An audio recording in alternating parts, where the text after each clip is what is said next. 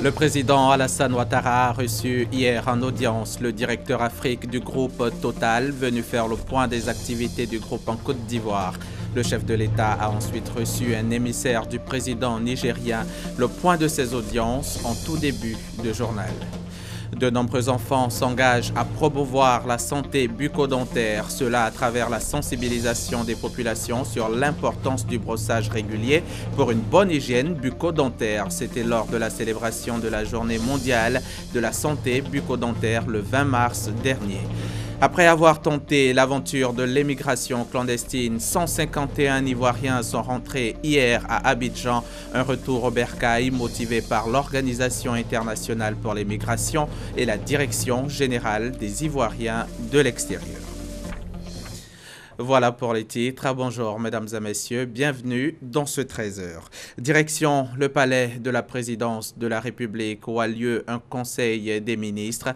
Les membres du gouvernement sont réunis depuis ce matin autour du chef de l'État. Vous le voyez là en image, nos équipes sont présentes sur place. Vous saurez tout dans nos prochains journaux. Hier mardi, au palais de la présidence de la République, le chef de l'État a reçu en audience le directeur Afrique du groupe Total, venu faire le point des activités du groupe en Côte d'Ivoire. Le chef de l'État a ensuite reçu un émissaire du président du Niger, Mahamadou Issoufou, porteur, lui, d'un message du chef de l'État nigérien. Le témoignage de Viviane Haïm.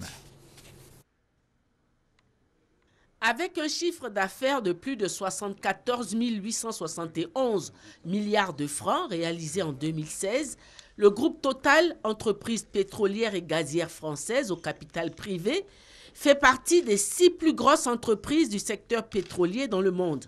Le groupe Total est présent dans plus de 130 pays dans le monde, dont la Côte d'Ivoire, où il a entrepris d'élargir son champ d'activité, passant désormais de l'exploitation commerciale par la création des stations d'essence à l'extraction du pétrole brut et du gaz naturel. Total va entreprendre cette année le forage du puits CI-100, a annoncé le directeur Afrique de Total, Guy Maurice, qui a été reçu par le président de la République au palais présidentiel. Je venais rendre compte du développement de nos activités, puisque nous avons débuté un forage d'exploration dès le mois de juillet-août. Et par ailleurs, on commence une campagne sismique dès le mois d'avril. Donc ça montre toute la confiance qu'on a dans l'économie ivoirienne, dans sa solidité et dans les perspectives d'avenir. Ça, c'était un premier point. Et le deuxième point, c'était celui de faire le point sur notre projet de regasification, donc terminal GNL à Abidjan, et faire l'état du progrès. On est très avancé avec l'ensemble de nos partenaires internationaux et ivoiriens. Et je pense qu'il a pu mesurer les progrès qui ont été faits sur l'année écoulée. Ce sont plusieurs millions de dollars qui seront investis par Total en Côte d'Ivoire pour la réalisation de ces projets, a souligné le directeur Afrique du groupe. Le ministre nigérien de l'Environnement et du Développement durable, Al-Mustafa Garba, était porteur d'un message du chef de l'État nigérien Mahamadou Issoufou au chef de l'État ivoirien, se rapportant au plan d'action décidé par les chefs d'État africains lors de la COP22 à Marrakech. Ce message a trait au suivi des décisions des chefs d'État prises lors de la conférence des parties au changement climatique, à la convention sur les changements climatiques tenue à Marrakech, la conférence communément appelée COP22. Les chefs d'État africains ont tenu un sommet autour de Sa Majesté le roi du Maroc sur la coémergence africaine. Ce sommet avait été dénommé Sommet africain de l'action et traduisait la volonté des chefs d'État africains à coordonner leurs efforts en vue d'adresser de façon solidaire les problèmes liés au phénomène des changements climatiques. À cette occasion-là, les chefs d'État avaient mis en place 3 commissions pour le suivi, dont celle de la région du Sahel, et confiée à la République du Niger à travers le président Issoufou Mahamadou. Donc ma mission a trait au suivi de cette décision et j'ai tenu, comme l'a demandé Monsieur le Président de la République du Niger, à faire le point à son Excellence le Président Ouattara de l'état d'avancement de l'opérationnalisation de cette commission et dont la finalité est de mettre en place sur une base participative, inclusive et consensuelle un plan d'investissement climatique pour nos États en vue de rendre nos populations résilientes face aux effets des changements climatiques et d'en tirer le plus grand bénéfice parce que vous savez, nos États sont les plus vulnérables. Un plan d'action qui démontre la volonté des chefs d'État africains de porter unis la voix de l'Afrique dans la lutte contre le changement climatique. Le président de la République a également eu un entretien avec Michaël Jean, la secrétaire générale de l'OIF, l'Organisation internationale de la francophonie. Au terme de l'entretien, le chef de l'État a dit sa joie d'accueillir la secrétaire générale, puis il a rappelé que la Côte d'Ivoire et l'OIF ont toujours travaillé de manière étroite dans tous les domaines, notamment au niveau de la culture, de l'économie et du numérique. Arrivée dimanche à Abidjan dans le cadre d'une visite officielle, la secrétaire générale de l'OIF, Michaël Jean, était attendue à 13h précises au palais présidentiel, où elle a été reçue chaleureusement par le président de la République, Alassane Ouattara. A suivi un échange entre le président de la République et son hôte, ouvert à leurs deux délégations. Élu à la tête de l'Organisation internationale de la francophonie le 30 novembre 2014, succédant ainsi au président Abdou Diouf, Michaël Jean n'est pas à son premier voyage en Côte d'Ivoire où elle était venue en 2014, quelques mois avant son élection à la tête de l'OIF. Sa présente visite officielle à Abidjan a pour objectif premier de constater l'état d'avancement des infrastructures devant abriter les 8e Jeux de la francophonie qui se dérouleront ici à Abidjan du 21 au 30 juillet prochain. La secrétaire générale de l'OIF, qui a visité les chantiers des travaux quelques heures avant de se rendre au palais présidentiel, a dit sa satisfaction tout en adressant ses félicitations au président de la République et au gouvernement pour le dynamisme retrouvé de l'économie ivoirienne. Elle a saisi l'occasion pour adresser ses condoléances aux familles des victimes de l'attentat terroriste de Grand Bassam. Et je dois dire que cette visite officielle, et je vous remercie de cette invitation, Monsieur le Président, je l'attendais depuis longtemps. Je viens ici, bien sûr, pour prendre acte de l'avancée des travaux pour les Jeux de la francophonie, qui sont un événementiel très important pour nous, mais surtout aussi pour prendre le pouls de ce qui se réalise ici. J'étais déjà venue en 2014. À l'époque, j'avais engagé une entente interuniversitaire entre l'Université d'Ottawa et l'Université Houphouët-Boigny de Cocody.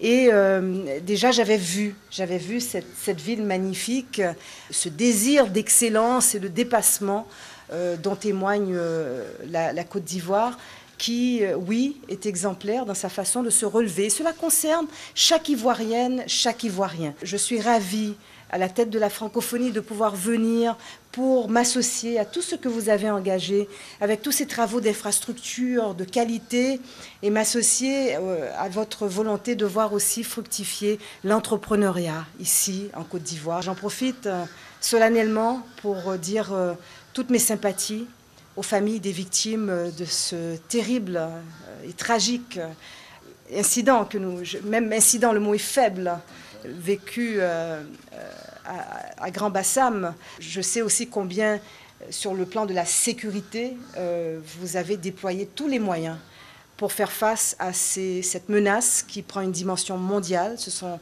ce qu'on appelle des menaces asymétriques et qui demandent une plus grande mise en commun et mutualisation de nos moyens, de nos ressources, de nos renseignements. Et là-dessus, je sais, Monsieur le Président, que votre voix compte. À son tour, le président de la République a assuré la secrétaire générale de l'OIF que tout sera prêt dès la fin du mois d'avril pour abriter les 8e Jeux de la francophonie. Profitant à son tour de l'occasion, il a soumis à la secrétaire générale de l'OIF la candidature de la Côte d'Ivoire au poste de membre non permanent du Conseil de sécurité de l'ONU pour la période 2018-2019. La Côte d'Ivoire et l'OIF ont travaillé de manière étroite sur tous les domaines, que ce soit la culture, soit la coopération économique, les questions numériques. Et maintenant, grâce à votre soutien, les Jeux de la francophonie auront lieu à Abidjan dans la dernière semaine du mois de juillet. Je voudrais vous dire un grand merci. Merci de nous avoir appuyés, d'avoir accepté que ces Jeux puissent avoir lieu ici. Et nous avons beaucoup travaillé pour que cet événement soit un véritable succès. Nous sommes certains qu'à fin avril, tout sera prêt. Et nous attendons la mission de vérification que vous nous enverrez en début mai pour vous assurer vous-même que toutes les choses promises ont été effectivement effectuées et mises en œuvre. Alors, Madame la Secrétaire générale, je voudrais aussi vous dire que la Côte d'Ivoire, bien entendu, est sortie d'une crise majeure il y a en 2010-2011. Et depuis, évidemment, la situation s'est normalisée. Beaucoup d'efforts de la part de tous les Ivoiriens, parce que la réconciliation a toujours été un objectif majeur. Ce pays avait été en paix pendant des décennies. Bon, après, il y a eu cette période triste que nous avons vécue. Mais nous sommes heureux de constater aujourd'hui que la Côte d'Ivoire est en paix et que les Ivoiriens sont au travail. Et le résultat de ce travail, c'est d'ailleurs les bonnes performances économiques et sociales que notre pays a démontrées au cours des dernières années. Et à cet égard, nous avons décidé d'être candidats pour le poste au Conseil de sécurité des Nations Unies. Et c'est une occasion importante pour nous de dire comment nous avons géré la sortie de crise. Comment la Côte d'Ivoire a pu, malgré ces périodes difficiles, reprendre les choses en main, développer la réconciliation, renforcer l'économie et surtout s'ouvrir sur l'extérieur. Nous tenons beaucoup à la francophonie. D'abord, le français est la langue nationale de notre pays. Et également, nous avons des relations étroites avec tous les pays francophones dans le monde. Et je voudrais vous rendre hommage pour le travail important que vous faites avec le dynamisme que vous apportez à cette grande institution. La secrétaire générale de l'OIF et sa délégation étaient les hôtes à déjeuner du chef de l'État ivoirien. La secrétaire générale de l'OIF est donc en visite officielle en Côte d'Ivoire depuis plus de 48 heures pour faire, comme elle l'a dit tout à l'heure, le point des préparatifs de la 8e édition des Jeux de la francophonie. Michael Jean a pu visiter hier le village des Jeux situé dans les locaux de l'INJS. Elle a pu se rendre compte des préparatifs qui vont bon train. Les différents sites seront prêts avant le début des Jeux prévus le 21 juillet prochain. Serge Colléa. Depuis un peu plus de 8 mois, ils sont à la tâche. Une seule consigne, réaliser dans les délais les infrastructures d'accueil des participants au 8e Jeu de la francophonie. À environ 4 mois de l'événement, le site de l'INJS, l'Institut national de la jeunesse et des sports, présente déjà l'allure d'une grande cité dortoir. Une visite guidée des lieux a permis à la secrétaire générale de l'OIF, l'Organisation internationale de la francophonie, de se rendre compte de l'évolution des travaux de construction du village Akwaba des 8e Jeux de la francophonie. Michael Jean s'est réjoui du choix de ce site qui offre aux participants des perspectives touristiques via la lagune ébriée. J'aime beaucoup l'espace lui-même. Il est aéré, il est au bord de la lagune. Et le fait qu'on ait pensé aussi des déplacements par voie lagunaire, c'est une très bonne chose parce que imaginez pour ces athlètes, ces artistes qui vont venir, ce que cela va représenter que de découvrir aussi Abidjan par la vue de la lagune. Ça, c'est vraiment formidable. C'est une idée de génie qui va apporter un caractère de plus, je pense, à ce site et à ces Jeux de la francophonie. La première responsable de l'OIF n'a pas hésité à encourager les travailleurs en les exhortant à continuer de faire preuve d'ardeur au travail. Quand le résultat sera là et tout sera terminé, vous serez tellement heureux de pouvoir dire, même à vos enfants, à vos petits-enfants, On y était. 36 bâtiments dotés chacun de 128 lits vont permettre d'héberger au moins 4 600 personnes. Ces infrastructures constituent à la fin des Jeux un gain pour la Côte d'Ivoire. Ces infrastructures, qui sont un legs considérable, vont permettre aussi plus tard d'abriter non seulement un espace pour l'entraînement sportif professionnel, un espace aussi pour les acteurs culturels qui viennent là pour vraiment préparer leurs manifestations culturelles, mais aussi un espace dédié à l'innovation, aux nouvelles entreprises, à l'entrepreneuriat des jeunes et des femmes. Pour le ministre chargé des Jeux de la francophonie, Robert Abegré-Mambé, et les responsables de SNEDAI, entreprise partenaire, il ne reste plus que les finitions pour livrer le village à Kwaba. La 8e édition des Jeux de la francophonie se tient du 21 au 30 juillet 2017 à Abidjan. La visite de la première dame de Côte d'Ivoire à Stuttgart en Allemagne n'aura finalement pas été de tout repos après avoir présidé l'ouverture du 3e forum international contre la famine le lundi dernier 20 mars. Dominique Ouattara a accordé une série d'audiences au Forum allemand du cacao durable et à la Fédération des industries allemandes de confiserie et de chocolaterie. Nous y reviendrons dans nos prochaines éditions. Ce 22 mars, c'est la journée mondiale de l'eau. Elle a pour objectif de mettre l'accent sur l'importance de l'eau douce et de promouvoir la gestion durable des ressources. Thème de cette 25e édition, eau usée. La déclaration du gouvernement a été lue pour vous par Issa Coulibaly, le ministre des Eaux et Forêts. Vous pourrez la suivre dans nos prochains journaux également. Quelques enfants en bas âge, des mères de famille et beaucoup de jeunes Ivoiriens retournent à la case départ après avoir tenté l'aventure de l'émigration clandestine. Ils sont 151 exactement à avoir déchanté après un périple qui souvent les a menés dans l'impasse à Tripoli en Libye. Ils ont atterri hier soir à l'aéroport Félix Houphouët-Boigny de Port-Bouët. L'initiative a été motivée par l'OIM, l'Organisation internationale pour les migrations, en collaboration avec la Direction générale des Ivoiriens de l'extérieur. Ils sont 151 migrants, dont 20 femmes et 14 mineurs. Des Ivoiriens tentés par l'aventure en Occident par des voies détournées, finalement rentrés en Côte d'Ivoire en provenance de la Libye, une aventure qui leur a infligé de grandes souffrances. J'étais en Libye, je n'étais pas libre de sortir. Quand je sors, à chaque instant que tu es arrêté, il faut être prêt à courir. Parce que si un camion gars il te ramasse, il t'envoie en prison. J'étais parti me chercher en Libye parce que mon parent n'est pas de Bourgogne. Quand on est parti là-bas, le 14 janvier, ils nous ont arrêtés, ils sont partis casser nos portes pour nous faire sortir, pour nous mettre en prison. Depuis le 14 janvier, c'est aujourd'hui qu'on est sorti dans prison. On nous a envoyés ici. Pour le ministre de l'Intégration africaine et des Ivoiriens de l'extérieur, Ali Coulibaly, il était temps pour l'État de prendre ses responsabilités.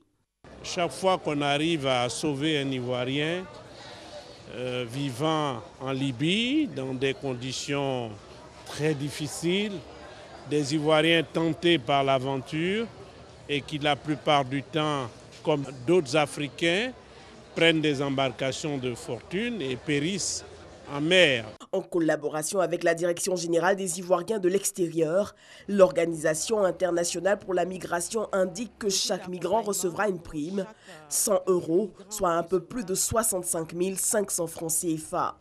Les migrants recevront en plus un kit alimentaire et un programme d'intégration dans les jours à venir. Reportage signé Ahmed Traoré et Alexis Ouedraogo.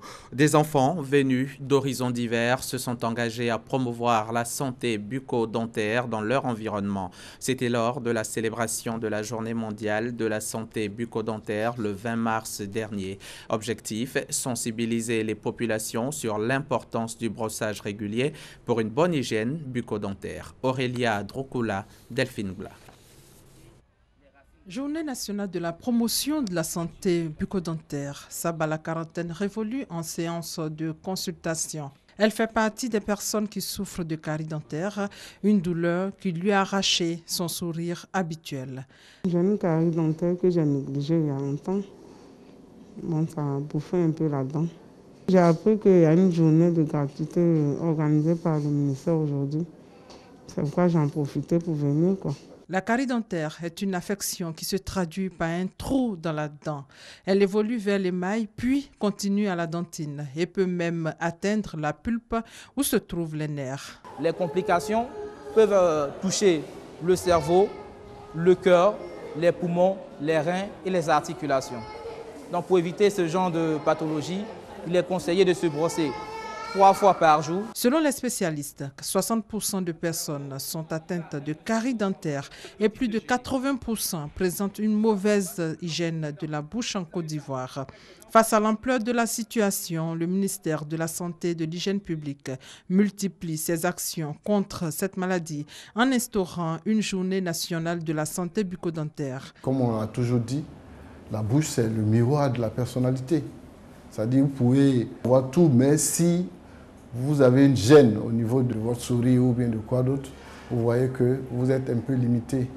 Nous avons donc reçu des kits gratuitement pour faire la prise en charge gratuite des malades qui vont venir donc au cours de cette journée-là. L'accent est mis sur la sensibilisation et cette sensibilisation-là donc on l'a démarré avec les présidents de quartier. C'était un peu dans le cadre de la promotion donc communautaire.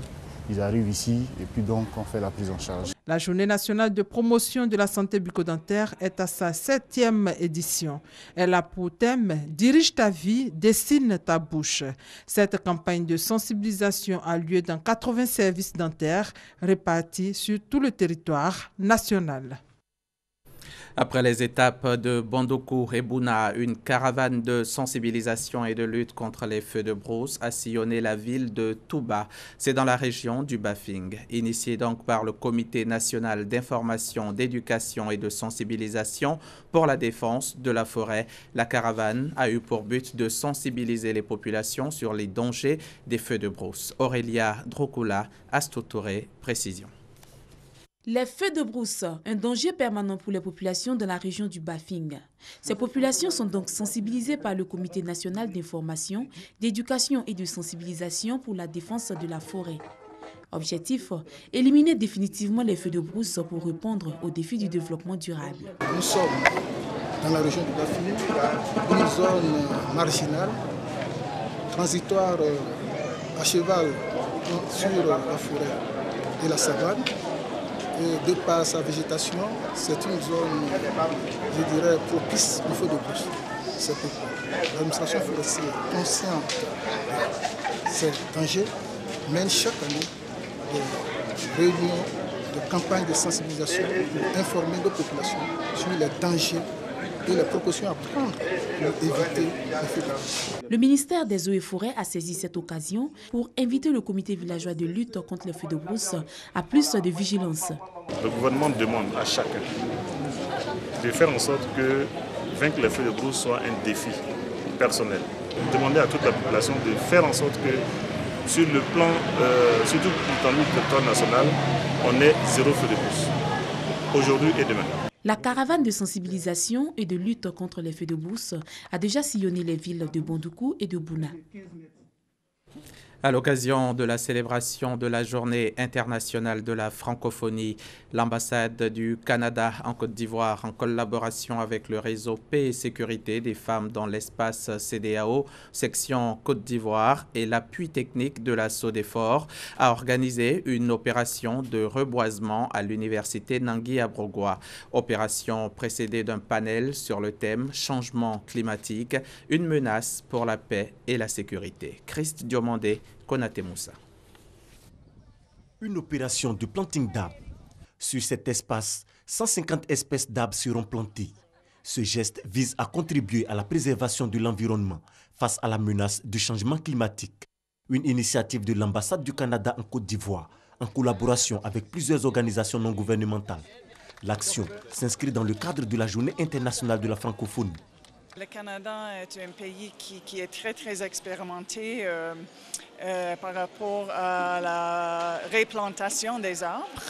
Et pour nous, ça signifie ici l'importance que la Côte d'Ivoire en fait a pour pour la protection de l'environnement. À la suite de ce planting d'arbres, un panel sur le thème « Changement climatique, une menace pour la paix et la sécurité ». Il s'agit d'expliquer les impacts de la dégradation de l'environnement. Les changements climatiques aujourd'hui sont une perturbation très importante qui impacte tous les secteurs d'activité. Nous avons sur le secteur agricole, nous avons toutes ces perturbations saisonnières-là.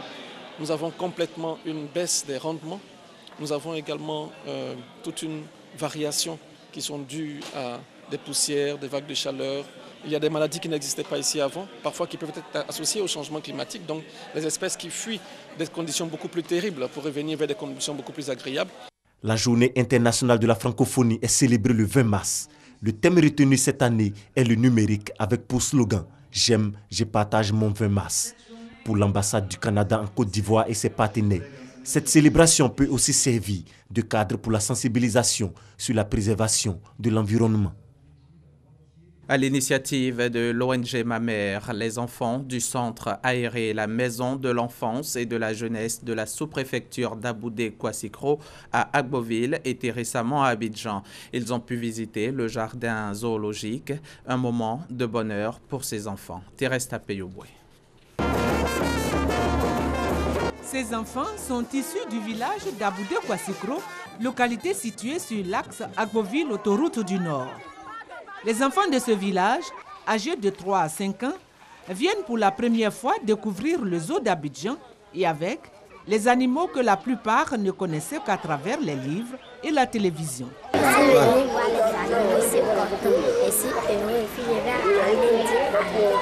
La visite des enfants d'Aboudé-Kouassikro au zoo d'Abidjan est une initiative de l'ONG Ma Mère qui veut permettre à ces enfants de se récréer. Depuis, on est tous enfermés, on a entendu parler des zoos, on ne sait pas si ça existe. Et quand l'ONG est venue, l'ONG Ma Mère est venue, nous a prouvé que vraiment ça existe. Ces enfants sont des pensionnaires du centre aéré, la maison de l'enfance et de la jeunesse d'Aboudé-Kouassikro. Il s'agit pour les initiateurs d'éveiller la conscience de ces enfants à la nécessité de préserver la nature. Nous nous rendons compte que l'espèce animale est en voie de disparition. Et donc il fallait que les enfants aussi aient une connaissance de ces animaux-là, pour que demain ils puissent le transférer aux autres générations à venir. Les responsables de l'ONG envisagent les mois à venir d'autres visites pour faire découvrir de nouvelles choses aux enfants de la maison de l'enfance et de la jeunesse d'Aboudé-Kouassikro. Une journée de sensibilisation des femmes du maraîcher de Benguebougou a été initiée pour les accompagner sur le chemin de l'autonomisation économique. On en sait plus avec Honorine Agnigori. Benguebougou est à environ 20 km de Korogo. Dans ce village, les femmes de l'association Robin-Oignon sont réputées pour leur forte production de maraîchers, notamment l'oignon violet. Depuis plus de 20 ans, ces femmes travaillent sans relâche sur cette parcelle. Malheureusement, les seuls moyens dont elles disposent, ce sont ces matériels d'irrigation encore rudimentaires et des engrais chimiques affectés à la culture du coton et peu productifs. C'est tout le sens de cette journée de sensibilisation initiée par Salimata Ouattara, responsable de l'ONG Grenier International. Une ONG basée à Korogo et qui se fixe pour mission la lutte contre la pauvreté et la défense des droits de la femme et de l'enfant. Nous voulons initier un champ communautaire des vivriers. Ce champ communautaire va consister à faire quoi? À permettre aux femmes de Benguebougou de produire soit du riz, soit du maïs pour alimenter la cantine. Nous les femmes, nous savons très bien. Lorsque l'enfant est maintenu à l'école, il mange à l'école, il fait un bon rendement. La journée s'est achevée par des séances de sensibilisation des partenaires au développement sur le planning familial, le lavage des mains à l'école et sur la lutte contre les grossesses en milieu scolaire. C'est la fin de ce journal. Merci de votre attention. Bonne journée sur la chaîne qui rassemble.